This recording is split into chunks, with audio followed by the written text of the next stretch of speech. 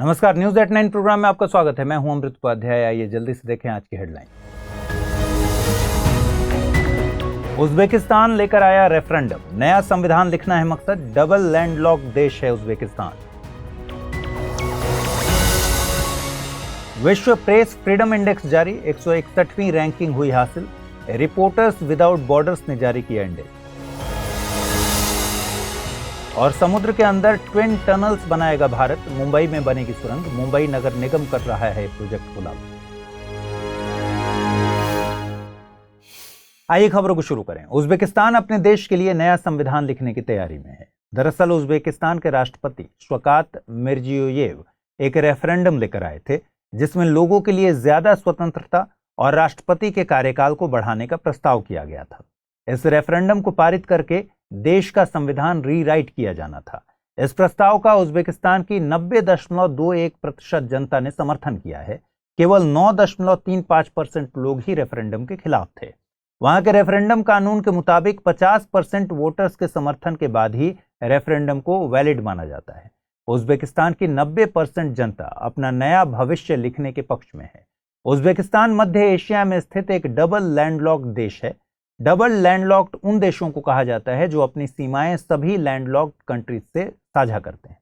Uzbekistan ऐसा ही एक देश है। उज्बेकिस्तान अपनी सीमा कजाकिस्तान, तुर्कमेनिस्तान, किर्गिस्तान, ताजिकिस्तान और अफगानिस्तान से साझा करता है। ये सभी देश लैंडलॉक्ड हैं। हालांकि इनमें से कजाकिस्तान, तुर्कमेनिस्तान अपनी सीमा कैस्पियन सागर से साझा करते हैं, लेकिन कैस्पियन सागर को अभी तक समुद्र का दर्जा नहीं दिया गया है। अराल सी कजाकिस्तान और उज्बेकिस्तान के बीच में है। गौरतलब है कि एक समय पर अराल सी दुनिया की चौथी सबसे बड़ी सॉल्ट लेक थी, लेकिन नासा के आंकड़ों के मुताबिक कृषि सिंचाई के लिए इसके पानी को डायवर्ट करने से इसका 75% जल सूख चुका है। ये देश 1991 में सोवियत संघ के टूटने के बाद स्वतंत्र देश के तौर पर अस्तित्व में आए। उज्बेकिस्तान की राजधानी ताशकंद है। Global media watchdog reporters without borders या आरएसएफ ने वर्ल्ड प्रेस फ्रीडम इंडेक्स 2023 जारी किया। इंडेक्स के मुताबिक भारत की रैंकिंग 180 देशों में 161 पर पहुंच गई है, जबकि पिछले साल 2022 में भारत 150वें स्थान पर था। इसकी तुलना में पाकिस्तान ने मीडिया की आज़ादी के मामले में बेहतर प्रदर्शन किया है। वह इस साल 157वीं रैंक से 7 रैंक ऊपर चढ़कर 150वें स्थान पर पहुंच गया है। साथ में श्रीलंका ने भी सूचकांक में ठीक ठाक सुधार किया है। 2022 में 146वें स्थान के मुकाबले इस साल वो 135वें स्थान पर आ गया। नॉर्वे, आयरलैंड और डेनमार्क इस सूचकांक के ऊपरी 3 स्थानों पर कब्जा बनाए रखने में कामयाब रहे हैं, जबकि वियतनाम, चीन और उत्तर कोरिया को निचले 3 स्थानों में जगह मिली है। विश्व प्रेस स्वतंत्रता सूचकांक का मकसद देशों और क्षेत्रों में मौजूद पत्रकारों और मीडिया की आज़ादी की तुलना करना है। इसे हर साल पिछले कैलेंडर ईयर के लिए जारी किया जाता है। सूचकांक में प्रेस की आज़ादी का मूल्यांकन 5 संकेतकों के आधार पर किया जाता है। ये संकेतक हैं राजनीतिक दखल, कानूनी दखल, आर्थिक दखल, सामाजिक सांस्कृतिक दखल और शारीरिक व मानसिक सुरक्षा के खतरों की कमी। रिपोर्टर्स विदाउट बॉर्डर्स या आरएसएफ एक अंतर्राष्ट्रीय एनजीओ है। इसका मकसद मीडिया की आज़ादी की रक्षा करना है और उसे बढ़ावा देना है। इसे संयुक्त राष्ट्र के सलाहकार का दर्जा हासिल है। इसका मुख्यालय पेरिस में है।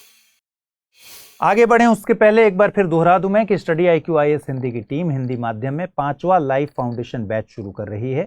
11 मई से शाम में 6 बजे इस बैच की शुरुआत हो रही है। कोर्स में छूट हासिल करने के लिए आप अमृत लाइव कोड का प्रयोग कर सकते हैं। इससे ये कोर्स आपको केवल 18,999 रुपये में हासिल होगा। कोर्स में प्रतिदिन 2.5 से 3 घंटे की नियमित कक्षाएं हैं। इसके अलावा हस्तलिखित नोट्स, PDF, मुख्य परीक्षा के लिए उत्तर लेखन कार्यक्रम सहित अन्य बहुत से उपयोगी फीचर्स आपको प्राप्त हो सकेंगे। कोर्स की जानकारी डिस्क्रिप्शन बॉक्स में दिए गए लिंक को क्लिक करके प्राप्त कर सकते हैं। भारत ने ऐलान किया है कि वो 2027 से कोर्सिया और एलटैग में भाग लेगा। यह ऐलान नागरिक उड्डयन मंत्रालय की संसदीय सलाहकार समिति की बैठक में किया गया। कोर्सिया और एलटैग दोनों ICAO यानी इंटरनेशनल सिविल एविएशन ऑर्गेनाइजेशन की पहल हैं। ICAO अंतर्राष्ट्रीय हवाई परिवहन में सहयोग और समन्वय करने वाला एक वैश्विक निकाय है। इसकी स्थापना शिकागो कन्वेंशन के तहत 1944 में की गई थी। वर्तमान में 193 देश इस कन्वेंशन के दस्तखत करता है। ICAO की फंडिंग इन्हीं देशों द्वारा मिलकर की जाती है। ICAO का काम ICAO असेंबली और परिषद के अनुरूप हवाई परिवहन नीति और मानकीकरण में नवाचारों की खोज करना है। वर्तमान में इसे अंतर्राष्ट्रीय नागरिक उड्डयन से कार्बन उत्सर्जन को कम करने का काम भी सौंपा गया है। यह काम वह कोर्सिया और एलटेक के तहत कर रहा है। कोर्सिया पहला वैश्विक बाजार आधारित उपाय है। इसका पूरा नाम carbon offsetting and reduction scheme for international aviation है। यह राष्ट्रीय या क्षेत्रीय नियामक की खामियों से निपटता है। यह सलाहकारी दृष्टिकोण के आधार पर काम करता है। यह अंतर्राष्ट्रीय विमानन से उत्सर्जन और बाजार विकृति को कम करने के लिए सटीक तरीका मुहैया कराता है। कोर्सिया को 3 चरणों में लागू किया गया है। पहला पायलट चरण, इसकी अवधि 2021 से 2023 तक है। फिर पहला चरण, इसकी अवधि 2024 से 2026 तक रहेगी। और आखिर में दूसरा चरण, इसकी अवधि 2027 से 2035 तक होगी।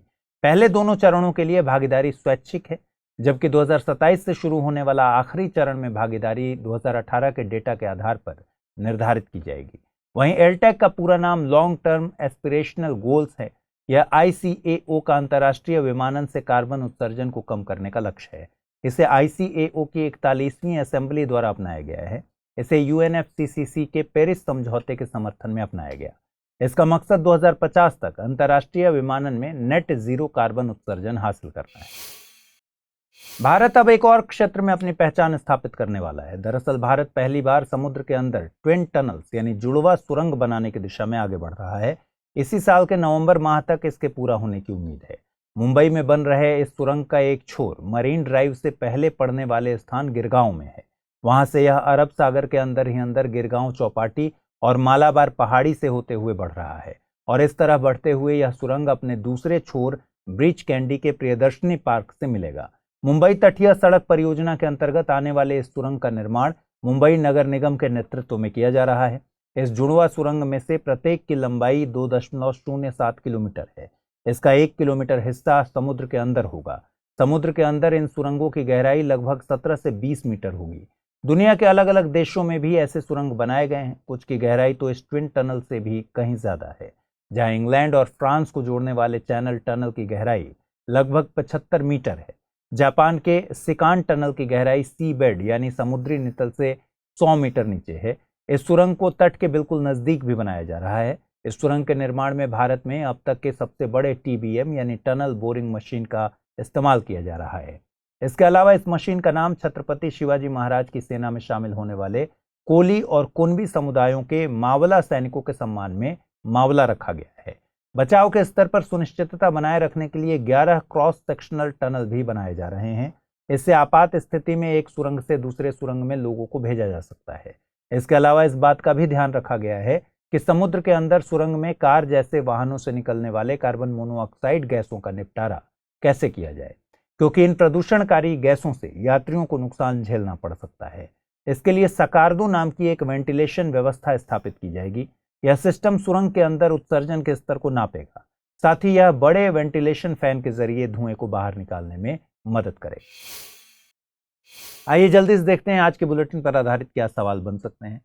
पहला सवाल है, निम्नलिखित में से कौन सा देश डबल लैंडलॉक्ड है?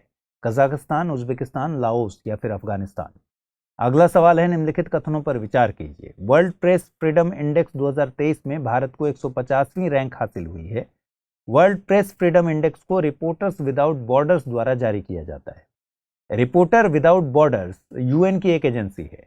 उपर्युक्त में से सही कथन या कथनों को चुनना है, केवल 1 और 2, केवल 2, केवल 2 और 3 या फिर केवल 1 और 3।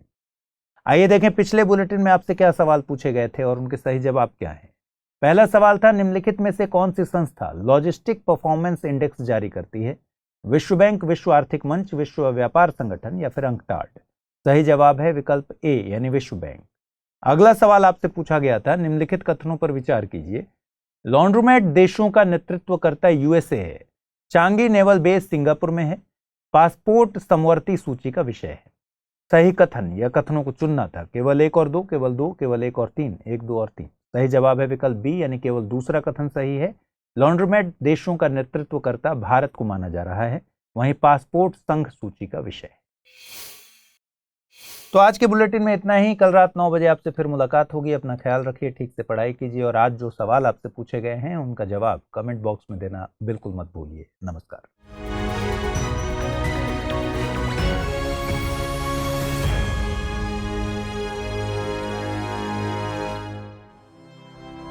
स्टडी IQ IAS, अब तैयारी हुई अफोर्डेबल।